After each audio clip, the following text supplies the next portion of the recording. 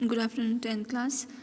हम बात कर रहे थे विकास के बारे में। ठीक है, अर्थशास्त्र में हमने क्या किया था, विकास के बारे में पढ़ लिया था। तो आज हम इसके थोड़े से क्वेश्चन आंसर डिस्कस करते हैं।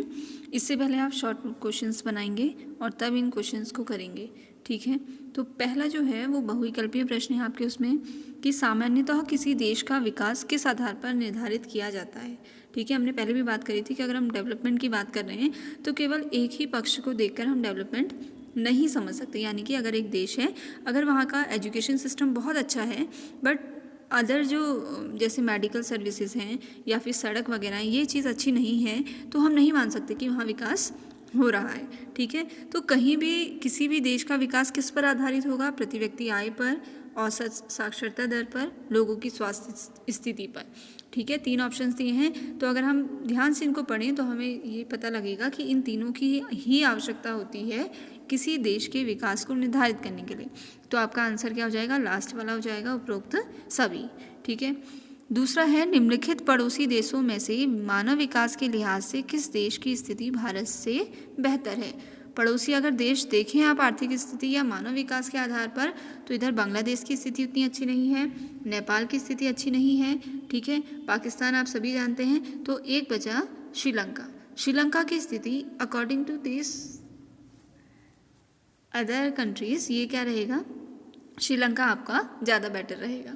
ठीक है, फिर देखिए नेक्स्ट। ठीक, तो अब नेक्स्ट देखिए कि नेक्स्ट भी आपको दिया गया है कि ये क्वेश्चन दिया गया है, इसके आधार पर आप कैलकुलेशन करके इस विकास को निकाल सकते हैं। ठीक है, आंसर आपका ये रहेगा, पहले कर लेना फिर आंसर देखना। फिर आते हैं आपके अन्य क्वेश्चंस आते हैं, जैसे है विश्व बैंक विभिन्न वर्गों का वर्गीकरण करने के लिए किस मापदंड का प्रयोग करता है। इस मापदंड की अगर कोई सीमा है तो वो सीमाएं क्या हैं।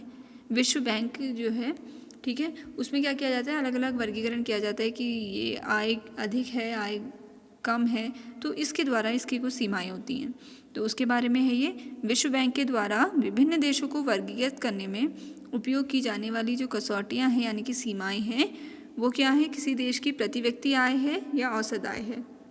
तो इस मानदंड की जो सीमाएं हैं यह हमें इस बारे में नहीं बताता कि व्यक्तिगत देशों में लोगों के बीच यह औसत आय कैसे वितरित की जाती है।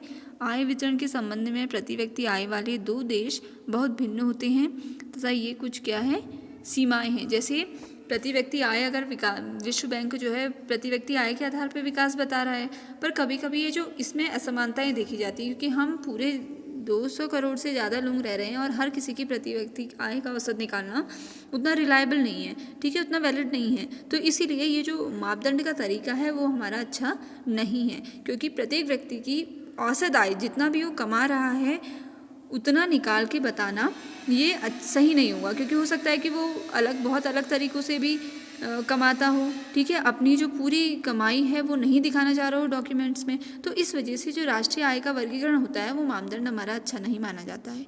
ठीक है, नेक्स्ट क्वेश्चन है, विकास मापने का यूएनडीपी का मानदंड किन पहलुओं में विश्व बैंक के मापदंड से अलग है।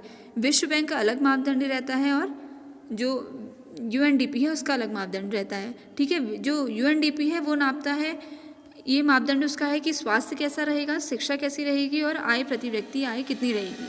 तो ये यूएनडीपी का विकास निकालने का तरीका है कि वो 3 पहलुओं पर ध्यान देता है। पहला विकास स्वास्थ्य पर कि उस देश के लोगों का स्वास्थ्य कैसा है, दूसरा शिक्षा पर और तीसरा प्रति व्यक्ति आय पर। तो इन तीनों के आधार पर जो यूएनडीपी है वो एक मापदंड तैयार करता है कि कितना विकास कितनी जगह हो रहा है।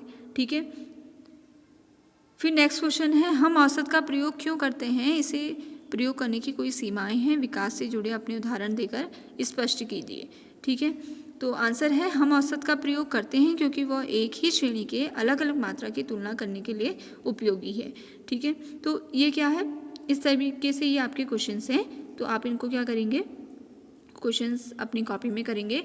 आज आप अगर ज़्यादा ना लगे आपको तो आप यहीं तक की क्वेश्चंस करिएगा। नेक्स्ट जब भी टर्न आएगी 8 क्वेश्चंस के बाद हम इन क्वेश्चंस को डिस्कस करके आप इनको अपनी कॉपी में लिख सकते हैं।